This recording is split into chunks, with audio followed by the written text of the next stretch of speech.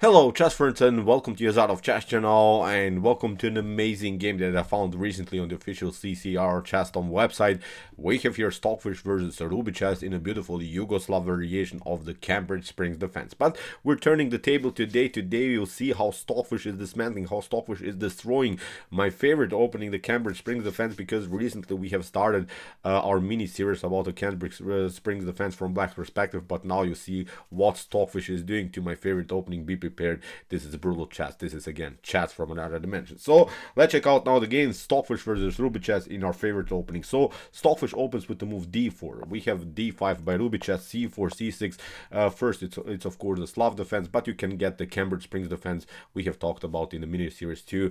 We have talked about that actually you can get the same position out of different move orders. So here after move c6 we have knight to f3, knight to f6, knight to c3, which is now the three knights variation, and now the game transposes into the semi-slav defense. Now comes bishop to g5, knight from b to d7, e3, and now we have reached the Cambridge Springs defense setup with the move queen to a5. If you are interested into this defense from Black's perspective, here's the link to our series. You can check it out. You can have, I think, a great preparation with the black pieces, because I think also in this particular game that I will show you, okay, Stockfish will really destroy RubiChess in the Cambridge Springs defense, but actually in my opinion the RubiChess engine didn't apply really the best lines. It didn't apply the best method. So still there is a particular line that we have recommended in our mini series that will not be played here by RubiChess. So in my opinion it's almost like when you don't play this most accurate moves against Stockfish, you're getting destroyed. So it's simple as that. So here after move queen to a5, okay,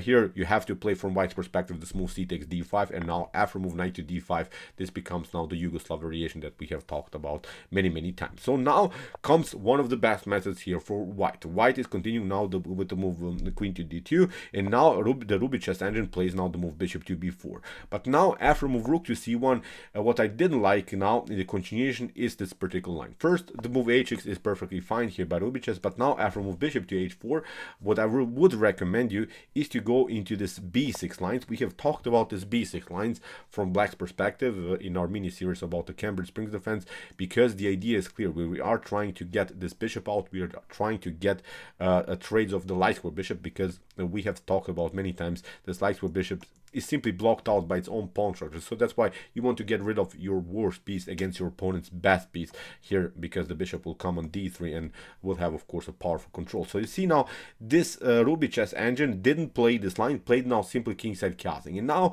after move a3, Stockfish goes into a beautiful wild gambit line with the move a3. Look at this. After move knight bishop to c3, b takes c3, okay, RubiChess accepts the challenge, takes out now the pawn, but now there is simply no time anymore to trade off the light square bishop. Stockfish continues with bishop to d3. Now this b6 method is simply too slow, because we can always play e4, c4. We can always kick away the knight. We can play kingside castling. The queen is a little bit endangered. So you accepted this gambit line, and now you will suffer against this top engine, against the Stockfish 15 engine. So here in the continuation, after move bishop to d3, the RubiChess engine tried the move b5, which makes really sense.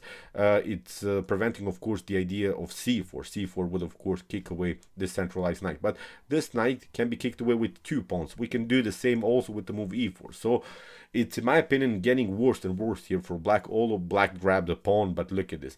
How many dark square problems you have now. You lost your dark square bishop. This bishop is powerful. You never trade it off with this idea that we have talked about with the move bishop to a6, and be prepared. Look at this, how Stockfish is using now the bishop pair in a brutal tactical way. So here Stockfish continues with this aggressive method e4 immediately. We have knight to b6.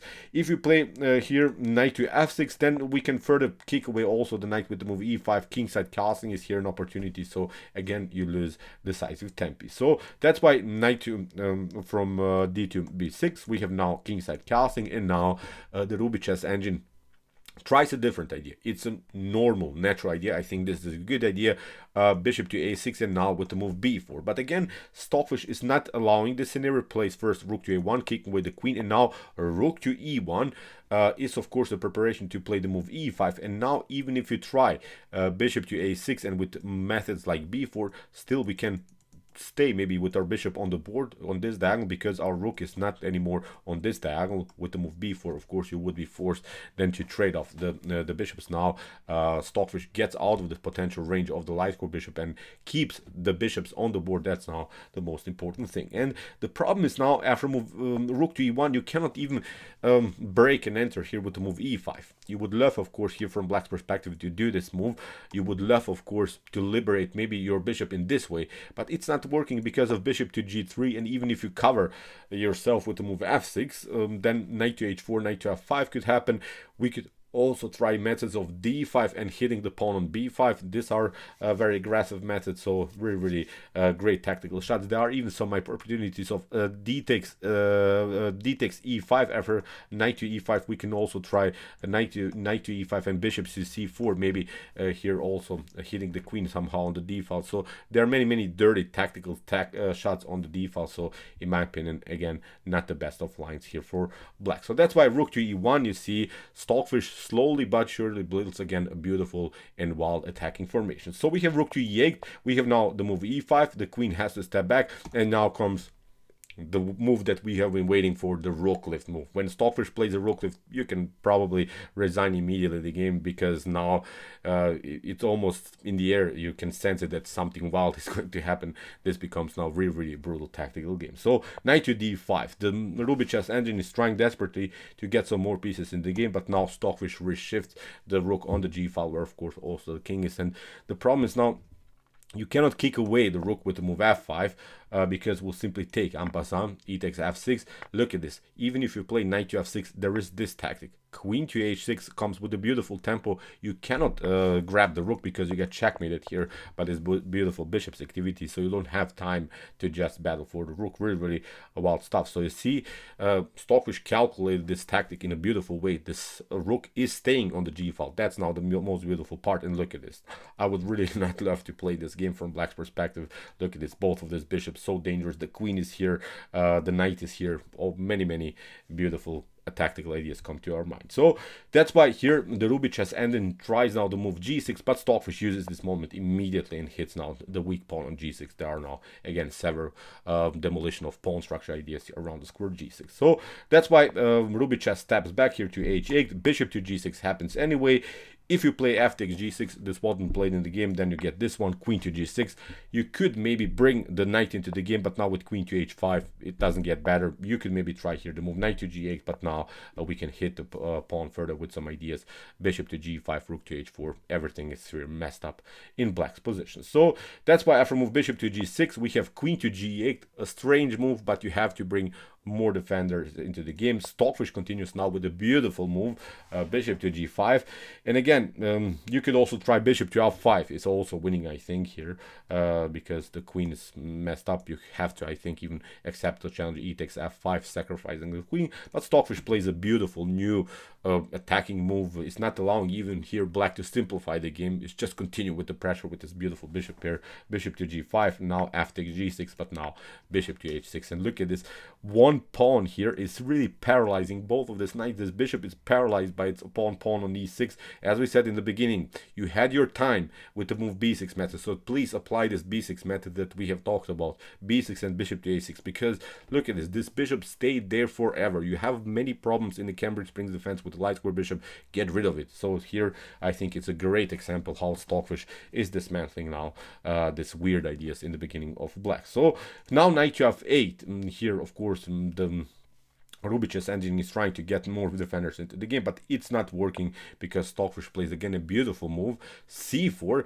c4 forces basically two things. If you don't react, you have to play knight to e7. If you react, of course, then you are messing up your pawn structure, because here on this side of the board we had actually a beautiful potential pawn storm. I think we can agree there is a good activity here on the queen side for black. When maybe black defends the position, okay, maybe these pawns could be rolling. This move c4 actually forces the move b takes c4. If you don't react, if you play knight to e7 or something, then look at this, bishop to g5 is going to happen. You have to play maybe knight to f5. This would be a beautiful square for the knight, but actually it's not working because you get this one, bishop to f6 hits the king. You have only one good square here. Knight to g5 is going to happen, and look at this with queen to e4, rook to h4 is now the serious threat. I think you're getting checkmated in a couple of next moves. So you see, this was the brilliant move, I think. c4. c4 is such a subtle but beautiful, sharp move. It dismantles here the pawn structure on the queen side. It's not allowing any pawn mobility on the queen side. Now the pawn storm is stopped, and Stockfish continues with the pressure with the move knight to h4. Really, really immortal. We can really learn so many things out of this attacking ideas by Stockfish. Knight to h4. Now the ideas, of course, bishop to f8 and hitting simply here the pawn on g6. So here g5 was played. Now comes this idea. Bishop to f8, rook to f8, knight to g6, the fork, and Stockfish grabs some material. Okay, and we have to say here the RubiChess engine has two minor pieces for the rook, but actually it's not working because there are simply too many weaknesses. If you could just imagine this previous position with this b5 pawn, and maybe black has here two minor pieces and a healthy pawn structure on queen side, then it would be, I think, a different story. That's why I really love this move c4, that spread really this tactics here that let this pawn chain explode here on the queen side, and now it's a whole different story. Now there are many structural weaknesses, and of course Stockfish exploits them. Queen to c4, bishop to d7, now a check, knight to e7, now gh4 is of course an opportunity to hitting the pawn at g5, king to e8, we have rook takes g5, the queen has to step back. Now we have now a4, rook to a3, knight to f5, and now queen to b4, hit simply here the pawn. We have here rook to f3, rook to c8.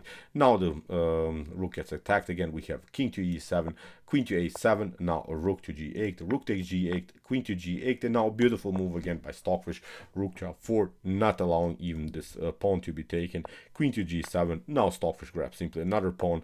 We have king to e8, queen to a8, king to e7 after a couple of checks, queen to a3, and king to f7. In this position here the RubiChess engine resigns. So there are simply too many weaknesses. Look at this bishop on d7 is simply just a part of the pawn chain. It's not doing anything. We have here three connected pawns that could of course roll. We can include of course the queen into the game. We can of course even simplify the game, I think, now with ideas of queen to f3, maybe g4 in the later stage. So many tactical opportunities here for white. So let's go back. I think it's very important here to say that when it comes to computer evaluations, I don't think that the RubiChess engine made such a huge mistake, but that's part of our preparation. As I said, let's flip the board. We have talked about here really about these ideas in our mini series of the Cambridge Springs defense. In this particular position, I recommend you, okay, we're playing first the move h6, hitting the bishop, and now after move bishop to h4, my recommendation is here to go into this beautiful b6 line. Look at this, with bishop to a6, you're getting rid of the light square bishop. You have seen now in this particular example how many problems this light square bishop of white's caused in a tactical way in black's camp. Now I think this is the way to go. It's pretty equal position here. I think from this point on you can have really a good solid setup here from black's perspective. So as I said, we have talked about these ideas in our Cambridge Springs defense studies. So okay, I hope that you enjoyed this game. I really enjoyed it a lot. Interesting, wild ideas of the Cambridge Springs defense for sure. Please study this opening. Although Stockfish dismantled it, destroyed it, I think we have a good setup with this particular line. So please study it more. I think you have a lifetime opening repertoire with the black pieces. So okay, if you want to see more about the Cambridge Springs defense, here's our link of our Queen's Gambit decline studies. You should follow the last videos that we have seen in this Queen's Gambit decline studies. These are our Cambridge Springs defense videos. And if you want to see more Stockfish games and more brutal top engine games, check out our commented chess games played by computer series. Here's also a link, and if you like this content, don't forget to subscribe to my channel. See you soon with some more videos, and chess is the best, of course.